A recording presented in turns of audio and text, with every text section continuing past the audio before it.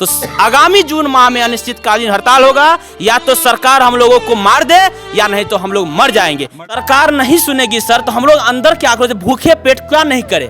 हम लोग हुक्की पर है, जो लालटेन डिबिया मिझाने लगता है ना तो बुक बुक करता है। डेटा एंट्री ऑपरेटर के साथ हो रहा अत्याचार, इसके लिए कौन है जिम्मेदार? नमस्कार, दिव्य नेशन देख रहे हैं आप। राजधानी पटना में लगातार जो है डेटा एंट्री ऑपरेटर की तरफ से धरना प्रदर्शन किया जा रहा था, लेकिन इसकी सुनवाई जो है आज तक सरकार के दरवाजे तक नहीं पहुंची। शायद इसी वजह से आज फिर से यह लोग अपनी बातों को लेकर, मुद्दों को लेकर कुछ कहना चाह रहे हैं। हम जानेंगे इनसे डायरेक्ट क्या कहना चाहते हैं। नितेश जी, जनता की आवाज़ है आप, तो हम आपको सम्मान करते हैं, धन्यवाद देते हैं।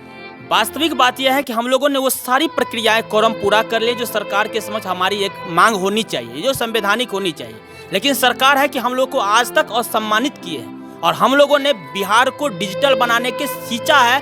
बंजर जमीन को हमने डिजिटलाइज किया है, कंप्यूटरीकृत किया है। जो आज तक यूडीसी एलडीसी वगैरह में कंप्यूटर से संबंधित जानकारी नहीं रखते, लेकिन हम कंप्यूटर ने उनको उस चीज़ों को संपूर्ण दिया।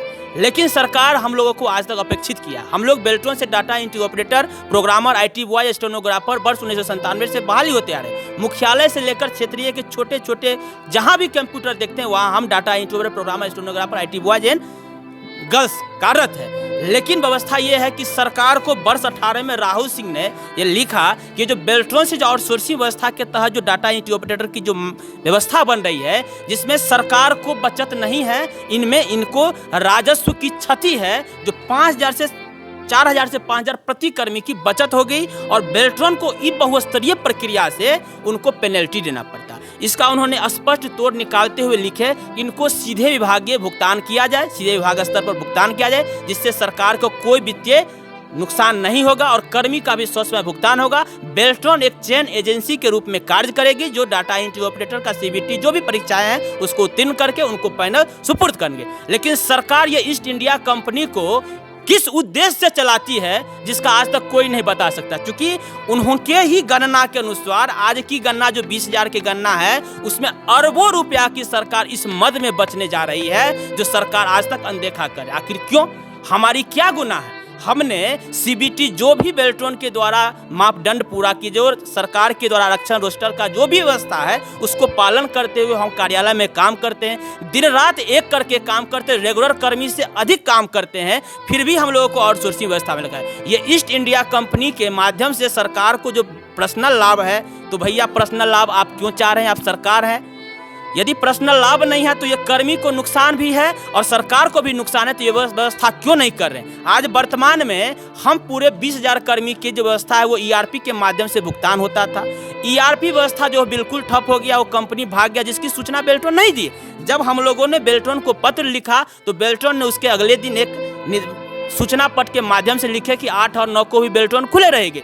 जब हमारे साथी वहां पर गए तो वहां पर बोला कि आप लोग जाइए, अभी ऑफिस का दूसरा काम चल रहा है। जी ये बात कर रहे हैं, हमारे पास वीडियो है। जी हमारे पास साक्ष्य है, वीडियो के माध्यम से आपको दिखाएंगे। और वहां के गार्ड इस प्रकार से बात करते हैं जैसे उनके यहाँ हम खैरात लेने के लिए जाते हैं।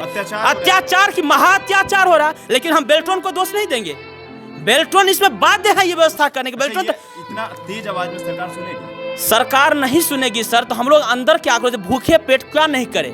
हम लोग हुक्की पर है, जो लालटेन डिबिया मिझाने लगता है ना तो बुक बुक करता है, तो हम लोग भुकभुकी है, नहीं तो रोड पर मरेंगे। अच्छा, सरकार पहले रोजगार दी, यानी कि पहले भोजन दे दी और थाली खींच लिया। बिल्कुल, अब जो व्यवस्था ऐसा बन गया कि हम लोगों को सड़क पर छोड़ दिया है, तो हम लोग सड़क पर छोड़ दिया गया, तो उसी का आज हम लोग अधिवेशन बैठक कर रहे हैं कि ये व्यवस्था को हम लोग चुनावी प्रक्रियाओं को बाधा नहीं पहुंचा, क्योंकि हम लोग संवेदनशील कार्य कर रहे हैं। सरकार की चुनावी परंपरा जो है उसमें हम लोग साथ दे रहे हैं, कार्यों में हाथ बटा रहे हैं। आज भी हमारे साथी चुनावी कार्य में काम कर रहे हैं, लेकिन सरकार हमारी प्रति संवेदनशील नहीं है। इस हेतु आज हम बैठक कर रहे हैं, जिसमें यह निर्णय लिया जा रहा है कि जून के माह में यदि सरकार जून माह तक हमारी बात को सुनिश्चित नहीं करती है तो आगामी जून माह में अनिश्चितकालीन हड़ताल होगा। या तो सरकार हम लोगों को मार दे या नहीं तो हम लोग मर जाएंगे। अब हमारे पास ऑप्शन क्या है? आप ना हमको वेतन दे रहे हैं, आप हमको न समय पर वेतन दे रहे हैं, न मान सम्मान दे रहे हैं। सदन में चिल्ला चिल्ला के बोलते हैं कि ना ये बेल्ट्रॉन के हैं ना ये सरकार के हैं। बेल्टोन परीक्षा लेती है। अभी वर्तमान में बेल्टोन एडवर्टाइजमेंट में डाली है, सभी लोग भर रहा है, 2 लाख आदमी करीब करीब फॉर्म भर दिया। बेल्टोन सारी प्रक्रिया करती है, वहाँ से 1050 का चालान होता है, सारा होता है। सीबीटी परीक्षा लेती है, आज पैनल भी बनाती है, नियुक्ति पत्र पर बेल्टोने लिखा रहता है। लेकिन ज्वाइनिंग लेने जाइए तो कहता है उर्मिला का दरवाजा देखिए ना वहाँ है, और वहाँ से लेके आइए आपको कह देगा ना आप सरकार के बेटो भैया ये क्या प्रोसेस है, आखिर क्या प्रोसेस है, ये हमारे साथ डायरेक्ट नहीं है तो क्या है, ये ईस्ट इंडिया कंपनी में सरकार को क्या बेनिफिट है। हमारी मांग ये नहीं है कि हमको अरबों रुपया दीजिए, हमारी मांग है कि सरकार को बचत है इस व्यवस्था में और हमारी भुगतान स्वसमय होगी, हमारी एक सम्मानित जिंदगी जिएंगे, तो ये व्यवस्था क्यों नहीं करते हैं। एक तरफ दारूबंदी करके राजस्व की क्षति कर रहे हैं ना, क्यों, क्योंकि मानव बल का हित है।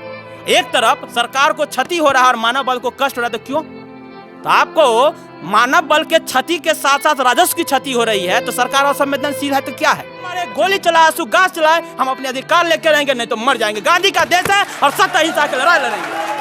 ये इनकी आवाज़ है, ये गूंज है, यह गूंज जो है कहीं ना कहीं सरकार को उस हद तक, अपने हद तक रहने की एक आवाज़ दे रहे हैं, ताकि इन लोगों का जो इंसाफ की लड़ाई है इसमें सफलता हासिल कर पाएँ। और लगातार जो है इस तरह से अगर सरकार नहीं सुनती है इनकी मांगों को, तो यह लोग जो है धरना प्रदर्शन करने के लिए, अनिश्चितकालीन धरना करने के लिए तैयार हैं। और इस प्रदर्शन के माध्यम से, इस ऐलान के माध्यम से यह सरकार को सुनिश्चित करना चाहते हैं कि आने वाला समय में जब तक हमारा ईपीएफ के माध्यम से वेतन भुगतान नहीं होगा, तब हम अपने साथियों के साथ, उस 20,000 कर्मियों के साथ सड़क पर फिर से उतरेंगे, अपनी अंगराई की लड़ाई में मौजूद रहेंगे।